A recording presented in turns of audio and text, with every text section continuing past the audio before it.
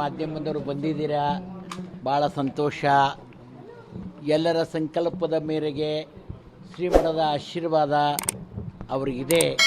ಸಮಯದ ಅವಕಾಶ ಕಾದು ಅವರು ಒಂದು ಪರಿಪೂರ್ಣವಾಗಿರ್ತಕ್ಕಂಥ ಸ್ಥಾನಮಾನವನ್ನು ಕಲ್ಪಿಸ್ಕೊಳ್ತಾರೆ. ತದನಂತರ ಶ್ರೀಮಠದ ಆಶೀರ್ವಾದ ಅವ್ರಿಗಿರ್ತೈತಿ. ತಮ್ಮೆಲ್ಲರ ಅಭಿಪ್ರಾಯದ ಮೇರೆಗೆ ಅವರು ಉತ್ತಮವಾಗಿರ್ತಕ್ಕಂಥ ರಾಜ ಪ್ರತ್ಯಕ್ಷ ದೇವತಾ.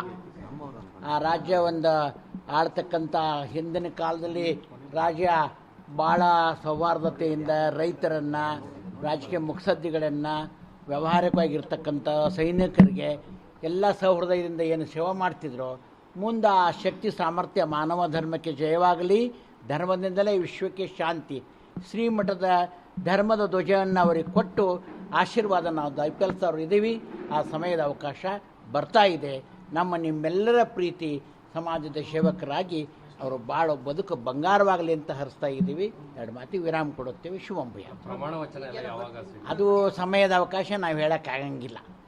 ಅಲ್ಲಿ ಇರ್ತಕ್ಕಂಥ ಅವರವರ ವ್ಯವಹಾರದಲ್ಲಿರ್ತಕ್ಕಂಥ ಅವರವರ ಮನಸ್ಸಿನ ನೆಮ್ಮದಿಯನ್ನು ತಂದುಕೊಂಡಾದ್ಮೇಲಿಂದ ನಿಮಗೆ ಅದಕ್ಕೆ ಹೇಳಿದ್ದು ನಾನು, ಅವರು ಪ್ರಮಾಣ ವಚನ ಸ್ವೀಕಾರ ಮಾಡಿದ ನಾನು ಕೇಳ್ರಿ ಅಂತ ಹೇಳ್ತಾ ಇದ್ದೀನಿ. ನೀವು ಶುಭಗಳಿಗೆ ಅಂದರೆ ದಿನ ನಾವು ಹೇಳೋಕ್ಕಾಗಂಗಿಲ್ಲ. ಈಗ ಏನಾಗೈತಿ ಅಂದ್ರೆ ಛತ್ರಶಿಕಾಗಿ ಮದುವೆ ಆಗು, ಡಾಕ್ಟರ್ ಶಿಕಾಗಿ ಡೆಲಿವರಿ ಮಾಡಿಸ್ಕೊ ಅಂತಾರೆ. ಆ ಪರಿಸ್ಥಿತಿ ಬಂದಾಗ ಮನುಷ್ಯನ ಮನುಕೂಲ ಸ್ಥಿರವಿಲ್ಲ. ಮನುಷ್ಯನ ಬುದ್ಧಿ ಸ್ಥಿರ ಇದ್ದರೆ ಅದಕ್ಕೆನ್ನೂ ಹೇಳ್ಬೋದು. ಶಾಸ್ತ್ರ ಮತ್ತು ಶಸ್ತ್ರ ನಿಕಟವಾದ ಸಂಬಂಧ ಐತಿ.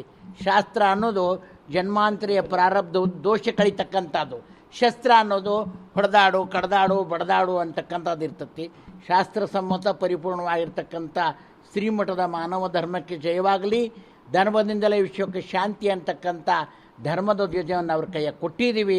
ಆ ಒಂದು ಕ್ಷೇತ್ರದಲ್ಲಿ ಅವನು ಸಾಧಕನಾಗಿದ್ದಾನೆ.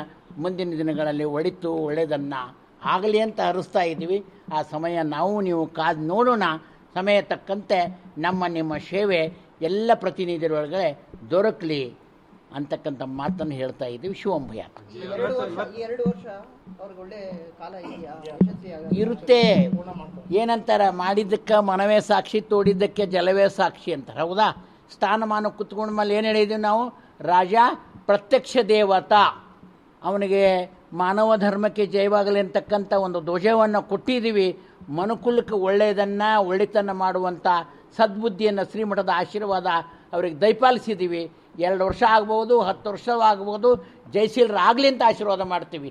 ಪುನಃ ಇಟೀಟ ಮಾಡುವಂತ ಹೇಳೋಕ್ಕಾಗಂಗಿಲ್ಲ. ಯಾವತ್ತು ಗುರು ಆಶೀರ್ವಾದ ಏನಂತೇಳಿ ಆಯುಷ್ಯ, ಆರೋಗ್ಯ, ಸಂಪತ್ತು ದೊರಕಲಿ ಅಂತ ಆಶೀರ್ವಾದ ಮಾಡ್ತೀವಿ. ಅವನು ಬದುಕಿರುವವರೆಗೂ ಮಾನವ ಧರ್ಮದ ಧ್ವಜ ಹಿಡೀಲಿ, ಮನುಕುಲಕ್ಕೆಲ್ಲ ಒಳ್ಳೆಯದನ್ನು ಸಾಧಿಸಲಿ ಅಂತಕ್ಕಂಥ ಆಶೀರ್ವಾದ ಶ್ರೀಮಠದಿಂದ ನಾವು ಮಾಡಿದ್ದೀವಿ. ಮುಂದೆ ಅವರಿಗೆ ಒಳಿತಾಗಲಿ. ಅದು ಇನ್ನೂ ಗೊತ್ತಿಲ್ಲ, ಏನು ಸೂಚನೆ ಕೊಟ್ಟಿಲ್ಲ. ಅಲ್ಲಿ ಅವರವರ ವ್ಯವಹಾರ ಪರಿಪೂರ್ಣ ಆದಮೇಲಿಂದ ಅವರು ಇಷ್ಟಾರ್ಥದಂತೆ ಬರ್ತಾರ, ಶ್ರೀಮಠದ ಆಶೀರ್ವಾದ ಪಡಿತಾರೆ. ಇದೇನು ಯಥಾ ಪ್ರಕಾರ ನಾವು ಮಾಡ್ತಕ್ಕಂಥ ಧರ್ಮ ಆಯ್ತದು. ಈಗ ನೀನು ಬರ್ತೀಯ, ನಿನಗೂ ಮಾಡಬೇಕು, ಅವ್ರಿಗೂ ಮಾಡಬೇಕು. ಸರ್ವೇ ಜನ ಸುಖಿನೋ ಭವಂತು. ನಮ್ಮಲ್ಲಿ ಜಾತಿ ಮತ ಭಿನ್ನ ಅಭಿಪ್ರಾಯ ನಮ್ಮ ಶ್ರೀಮಠದಲ್ಲಿ ಇಲ್ಲ. ಎಲ್ಲರೂ ಯಾರೇ ಬಂದ್ರೂ ತಥಾಸ್ತು. ಒಳ್ಳೆಯದನ್ನು ನಾವು ಸಂಕಲ್ಪ ಮಾಡಿದ್ದೀವಿ. ಅವರವ್ರ ಇಷ್ಟದಂತೆ ಅವ್ರು ಬಂದಿರ್ತಾರೆ. ಯದ್ಭಾವಂ ತದ್ಭವತಿ. ಹೌದನಪ್ಪ? ಮನುಷ್ಯನ ಇಷ್ಟಾರ್ಥ ಪಡೆದು ಬರ್ತಾನೆ, ಅವರ ಮನುಷ್ಯನ ಇಚ್ಛೆ ಅಂತನ ಶ್ರೀಮಠದ ಆಶೀರ್ವಾದ ದಯಪಾಲಿಸ್ತಾ ಇರ್ತೀವಿ. ಅಷ್ಟು ಬಿಟ್ಟರೆ ಇನ್ನೇನೂ ಇಲ್ಲ. ರಾಜಕೀಯ ವ್ಯವಸ್ಥೆಯಲ್ಲಿ ಶ್ರೀಗಳು ಹೋಗೋರಲ್ಲ.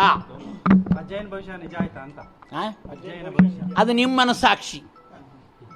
ನಿಜ ಆಗುತ್ತೆ ಬಿಡುತ್ತೆ ನಿಮ್ಮ ಮನಸ್ಸಾಕ್ಷಿ. ನೀವು ಹೇಳ್ಕೊಡ್ರಿ, ಆಗಲಿ, ಒಳ್ಳೇದಾಗಲಿ. ಏನು ಎಂದೂ ಮಾತಾಡಿಲ್ಲ. ಆದ ಅವ್ರ ಸಾಧನೆಗೆ ಶ್ರೀಮಠದ ಆಶೀರ್ವಾದ ಐತಿ, ಫಲ ಸಿಗ್ತೈತೆ ಅನ್ನೋದು ನನಗೂ ಭರವಸೆ ಐತಿ, ನಿಮಗೂ ಭರವಸೆ ಐತಿ. ನಾವು ನೀವು ನಿಂತು ಅವರ ಜೊತೆ ಸೇರಿಕೊಂಡು ಎಲ್ಲ ಸಮಾಜ ಸೇವೆ ಮಾಡೋಣ. ಒಳ್ಳೆದಾಗಲಿ. ಲೇಟೆಸ್ಟ್ ಹಾಗೂ ಇಂಟ್ರೆಸ್ಟಿಂಗ್ ಸುದ್ದಿಗಳಿಗಾಗಿ ಬಾಸ್ ಟಿವಿ ಕನ್ನಡ ಚಾನೆಲ್ನ ಸಬ್ಸ್ಕ್ರೈಬ್ ಮಾಡಿ. ಹಾಗೆಯೇ ಬೆಲ್ ಐಕಾನ್ ಪ್ರೆಸ್ ಮಾಡಿ. ಇದರ ಜೊತೆಗೆ ಫೇಸ್ಬುಕ್, ಇನ್ಸ್ಟಾಗ್ರಾಮ್, ಎಕ್ಸ್ನಲ್ಲೂ ಮಿಸ್ ಮಾಡದೆ ಫಾಲೋ ಮಾಡಿ.